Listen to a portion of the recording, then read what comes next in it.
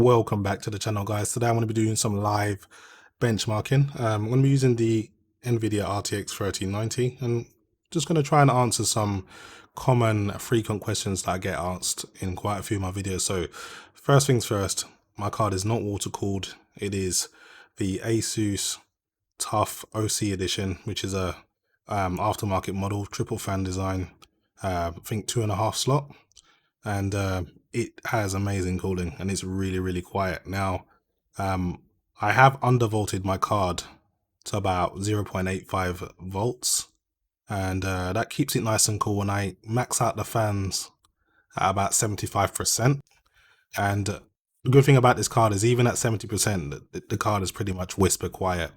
Now this overclock that I'm using, I'll quickly show you how I've plotted it. This is basically my fan curve. I've plotted it at 1 volt, and that's about 2.010 gigahertz, but it more than likely will drop below that most of the time. But this is like my max overclock. I've also added another 348 to the memory. 48-bit, the reason I've left it at 48, it just looks a bit more clean on the on-screen display. If you put it to 350, it's like it looks like a unrounded up number. That's the only reason why I've done that. It doesn't really affect performance at all. I don't use any voltage on the core. I'm not sure if it even helps, but with these cards doing about 380 watt, my card is specifically only has two 8 PCI Express pin connectors, power connectors. I can't break that 380 watt limit, unlike someone with 3 PCI Express 8-pin power connector. So there's no real point of me actually adjusting this. So that's pretty much the all-in everyday settings I use for my max overclock. Now I'm using the 5950X, pretty much stock, but I've tuned the PBO a little bit so I can get a little bit out of the all-core boost. Memory I'm using 32 gigabytes of Patriot Viper, still at 14 CL14. That's at 3800 megahertz. So that's pretty much what I'm working with. I'm just gonna close down Tech CPU Z. I'll leave GPU Z in the background because that's not doing any harm. So let's get into some live benchmarking. I'm gonna load up my Steam now, and I'll get into my 3D Mark suite, and we can just kind of go through the benchmarks. Let me just quickly sign out my friends. I just don't want anyone like basically just disturbing this session. So apologies for anyone that I haven't spoken to in a while, but I'm doing something at the moment. So anyway, I'm going to my library and I'll just load up 3D Mark Suite. I've got the full version, of course.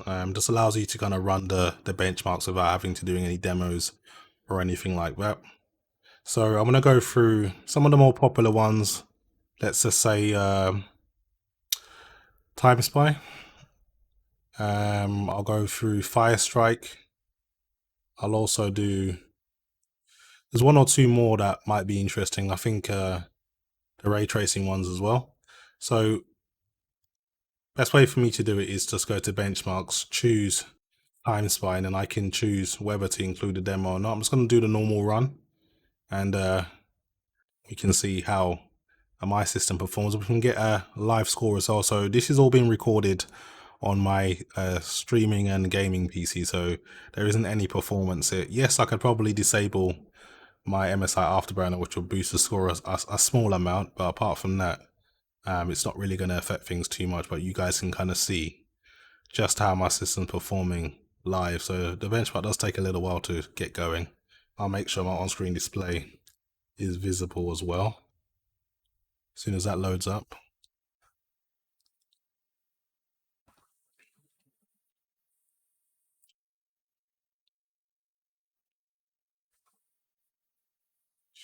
Oh, so I almost forgot to mention as well. I downloaded the new MSI Afterburner 4. I think it's 4.23 beta 4, which allows you to monitor all of the cores of the new Ryzen 9 5950X. Before I could only monitor half of the cores, and it kind of made it look like SMT was disabled. But I'm happy to report I can actually monitor everything now. I'll make sure I'll reduce my on-screen display size a little bit as well, so you guys can see everything. Right now you can see all the cores working, but you can't really see the GPU load and a few other things at the bottom of the graph there. But yeah, getting really good performance. Temps are just below 60 degrees. It's pretty warm in my room right now. But a lot of you guys seem to be under the impression that my card is water cooled. It really isn't. It's just that it's power limited really. So if I could break the 380 watt limit, then I could more than likely I more than likely would break that 65 degree limit that most people seem to break really easy with the RTX 3090s.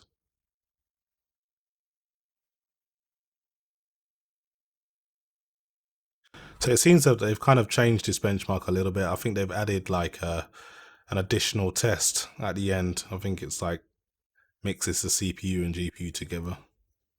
So it'll be interesting to see what kind of score I get. I haven't really done too much benchmarking with this card, to be honest. I've just been more interested in playing the games and presenting you guys with the results. But the actual chasing synthetic numbers is not something I've spent much time doing.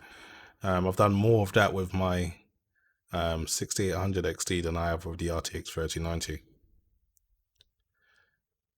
But I spent a lot of time tweaking this system, so it's kind of purring at the moment. I'm loving the way the CPU's performing, and the memory is quite tight as well. CL14 3800 megahertz is nothing to sniff at. I'm getting really good performance, and that's at 1-to-1 ratio as well. So my F clock is 1900 megahertz as well. So I know most people think you can just do 22 gigahertz on the F clock with the 5000 series. That's not true. It really does depend on your memory. It really does depend on your sample, motherboard. All of these things do contribute to how far you can push the F clock. But I'm happy with 1900 megahertz.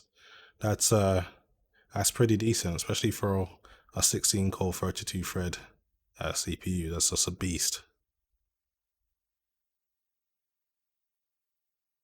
So you can see all of the cores really getting worked now, pushing 70 degrees at the moment. So anyway, that's the end of the test. See what score I got. So I was able to get 19,769, which apparently is a good score. This graphics score was 20,386. I don't really know how well that is, but I'll compare it online and see where I rank. So online, this would be considered just 20 points below a premium gaming PC. I mean, an RTX 3090 with a Ryzen 9 5950X and 32 gigabytes of 3800 megahertz DDR4 is not considered premium apparently, but it beats 99% of most results anyway. So that's pretty good. I'm happy with that. Let me just quickly reduce the size of my on-screen display so you guys can kind of see more of the on-screen display while I'm doing the benchmarking. So that's time spy out the way. I think I'll move on to Port Royale. This uses real-time ray tracing. I'm going to disable the demo. Let's just get straight into the test.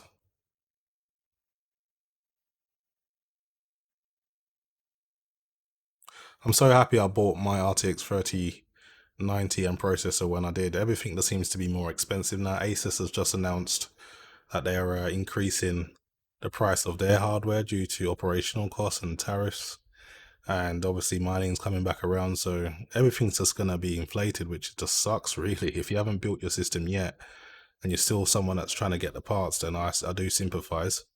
It's not a great position to be in. I'm just happy that I've got everything built, and I can kind of just enjoy the year without needing to worry about what's coming next. Yes, NVIDIA are going to come out with the RTX 3080 Ti, but that's no consequence to myself. I already own an RTX 3090, so I've got more than 10 gigabytes of VRAM, and I've definitely got more shaders than the RTX 3080 Ti, whatever it's going to come out with. So I've got no reason to be interested in that graphics card when it comes out. But I am interested in the price though, because it's probably gonna compete with the 6900 XT, and they'll probably charge 1,000 to 1,200 for it.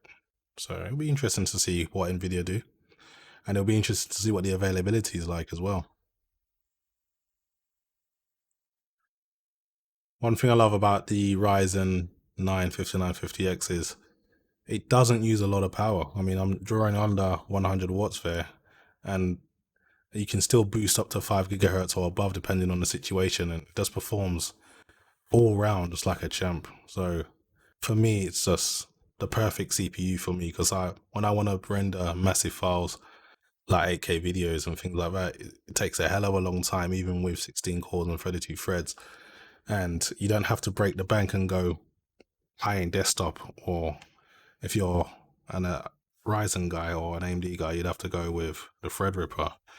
And that will mean getting a brand new cooling solution, more memory, one of those ridiculously expensive motherboards. So what AMD have provided you as a mainstream offering, you can't really knock it. Getting this kind of CPU performance on a mainstream platform from Intel is unheard of. You're never going to get it, to be honest. It's never going to happen. It's quite a long test. I don't remember the test being so long. You can see the ray tracing really gets things warmed up. My GPU doing 62 degrees. I haven't seen that for a while. Usually around about 55 degrees for the most part when I'm playing games.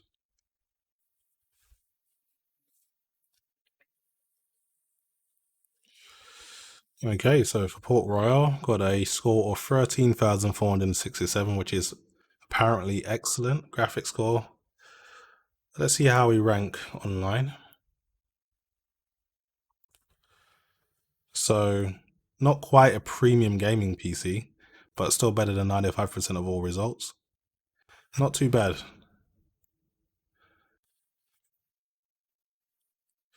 Okay, so I'm just going to finish things off with, let's just say Firestrike. Trying to think which one I should do. So just to avoid the CPU bottleneck, I think I'll go with Firestrike Ultra. That's the 4K one. Kind of gives a better perspective of what the RTX 3090 is capable of.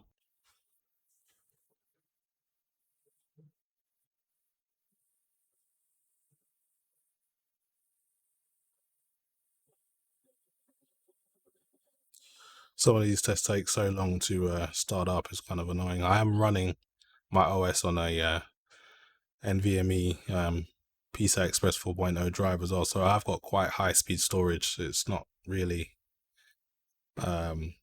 just a copy or read and write issue. It's just generally the software just takes long to get things going.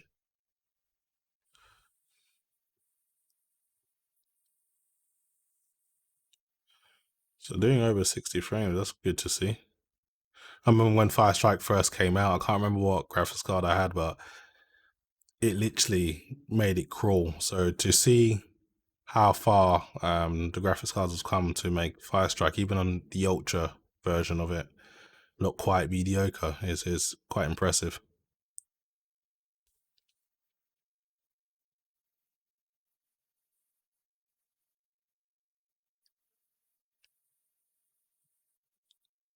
I think after this I may move on to some CPU and system benchmarks so you guys can kind of see generally what I'm getting. I mean, I'm not pushing my system to the max or anything. I can definitely get better scores than what I am now with a more aggressive fan profile, maybe opening my window and cool things down a little bit. But I'm just trying to give you guys a kind of an everyday look at what my performance is. I'll just give you kind of a baseline. So even if you've got like a similar system, you can kind of compare the results and kind of see where you are, and just to make sure your system's either working properly or in the same region or ballpark as mine.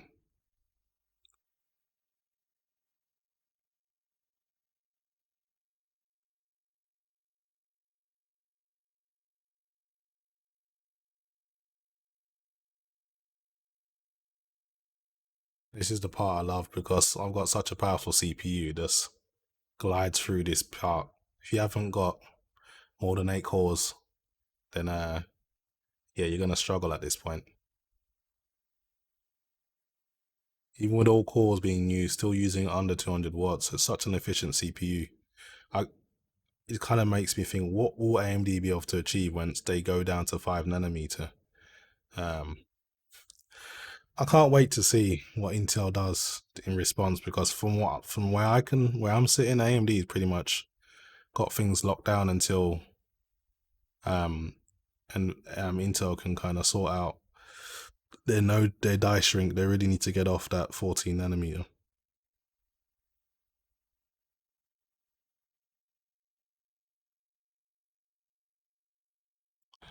Okay, I wonder what score I got. Let's have a look.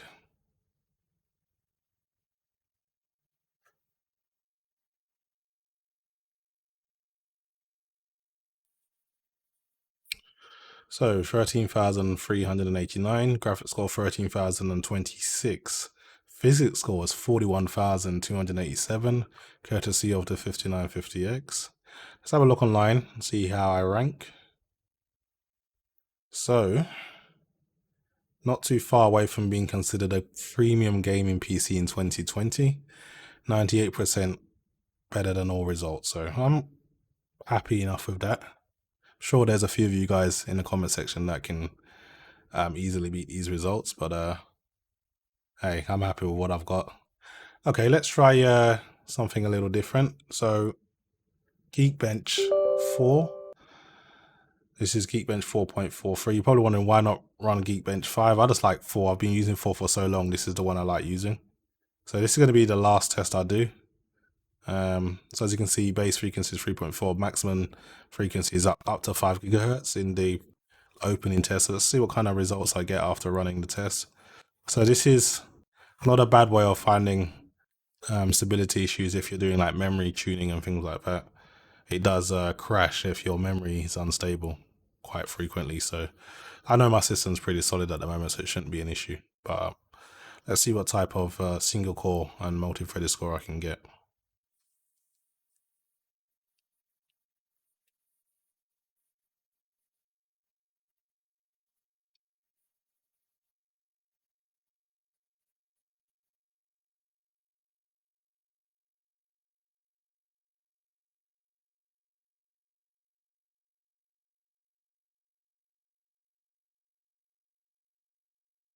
As you can see, there's quite a lot of tests being done, ray tracing, HDR. It pretty much does like a whole suite of like, I would say office stuff and just general kind of creative or productive type of tests from things like Adobe and things like that in the background. You don't see what's going on, but that's pretty much the instructions these types of softwares would be using.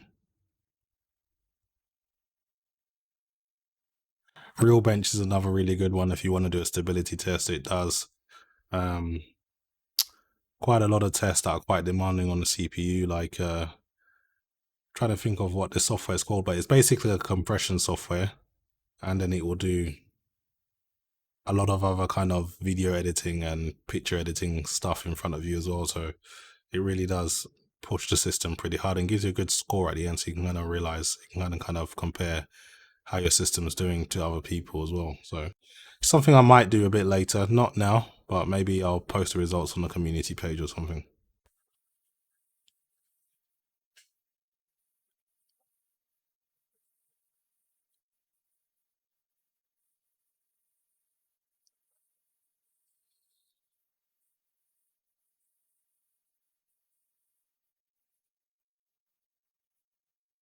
It's quite a long test, taking its time.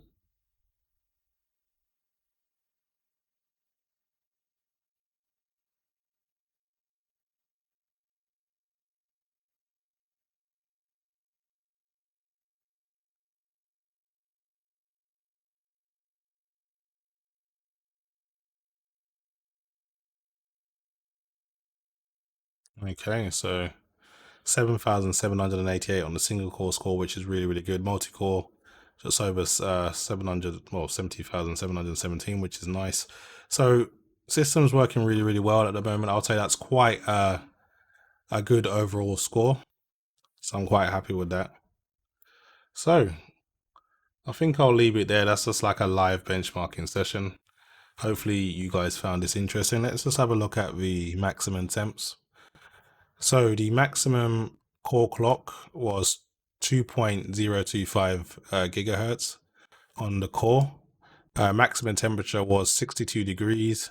Maximum fan speed was 70%. So that's just kind of showing you guys, look, it's not a water cooled card, but it does cool itself really, really well. If I wanted to push the fans even more, I could, because the card's basically silent. So when you see me holding 55 and 58 degrees in my games, it's really just how well the card performs in terms of cooling. Asus has done a really, really good job with the tough OC. So anyway, that's pretty much it for me, guys. Hopefully you've enjoyed the video. And as always, thanks for watching.